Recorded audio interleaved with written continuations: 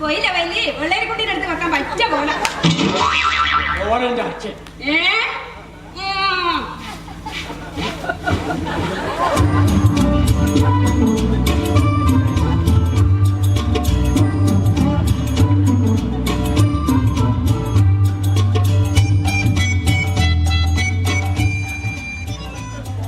അസൂയ, മൂത്ത അസൂയ. ഈ 75ാമത്തെ വയസ്സിലും ഈ നെല്ലിക്ക കുഞ്ഞിരാമൻ നല്ല പ്രസരിപ്പോട് നിൽക്കില്ലേ? ഞാന് അന്തസ്സിന്റെ തറവാട്ടിൽ ജനിച്ചവനാ. തറവാട്ടിന്റെ അന്തസ്സൊന്നും പറയണ്ട, ഞാനിവിടെ വന്നപ്പോ കണ്ടല്ലേ. ഇനി വലതുകാലം വെച്ച് കയറിയ പിന്നെ ഈ നെല്ലിക്ക തറവാട് കഷ്ടകാലം തുടങ്ങി.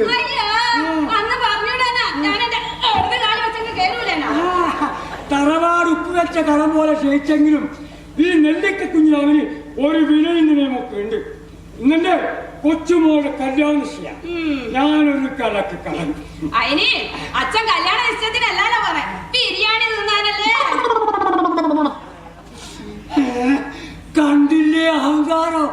ഇതാണ് പറഞ്ഞത്, പെണ്ണുങ്ങളെ കുടുംബനാളകളൊക്കെയാണ് കുഴപ്പം. ഇവിടുത്തെ റേഷൻ കാലത്ത് അടുപ്പിലുണ്ട്. ഒരു കാര്യം ചെയ്യാം, നിങ്ങളെ ചെതയിലോട്ട് വെക്കുമ്പോ അതിലിട്ടങ്ങ് കത്തിക്കാം.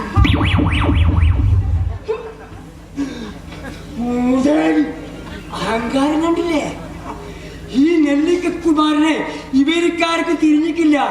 നെല്ലിക്കുമാരന്റെ അന്തസ്സിനെയും ആഭിജാത്യത്തിനെയും തറവാട്ട് മഹിമയും ചോദ്യം ചെയ്താൽ ഞാനത് കേട്ടു നിൽക്കൂല. റെഡിയായോ? എന്താണോ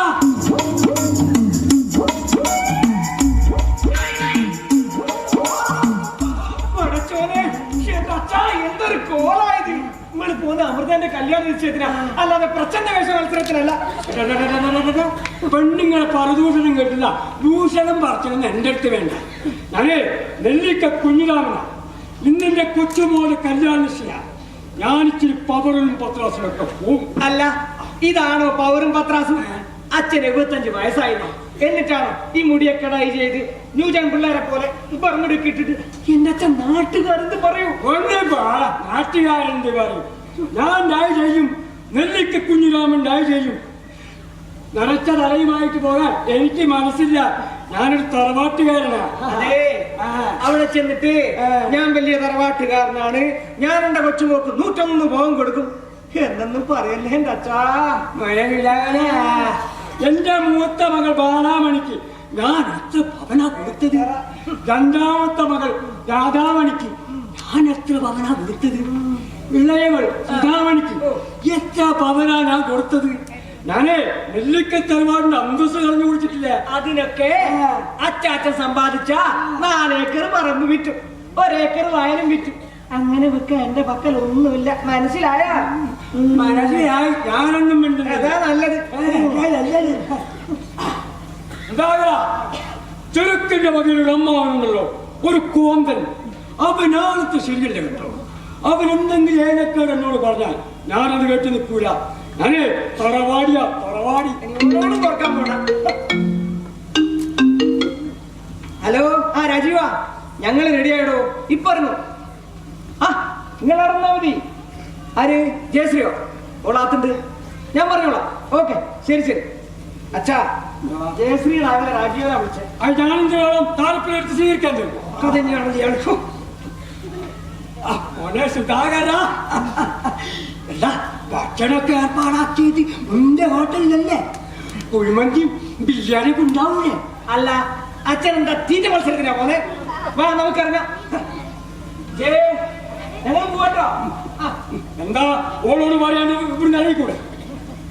നിക്കടാ, ഞാൻ മൊബൈൽ ചാർജിച്ചേക്കോ. ഞാൻ എടുത്തിട്ടുണ്ട്.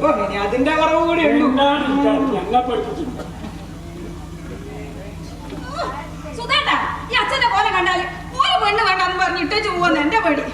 പിന്നെ ആരൊക്കെ ചോദിച്ചിട്ടുണ്ട്, ജമിനി സർക്കസിലായെന്ന് പറഞ്ഞാ മതി. ഇങ്ങനെ നടങ്ങി. ആദ്യം നിങ്ങൾ അച്ഛൻ നടക്കാൻ നോക്ക്. നല്ലൊരു കാര്യത്തിൽ അവള് വീട്ടിൽ വിട്ടിട്ടൂടെ പിന്നെ എന്തിനാ അങ്ങോട്ട് നടക്കുന്നു?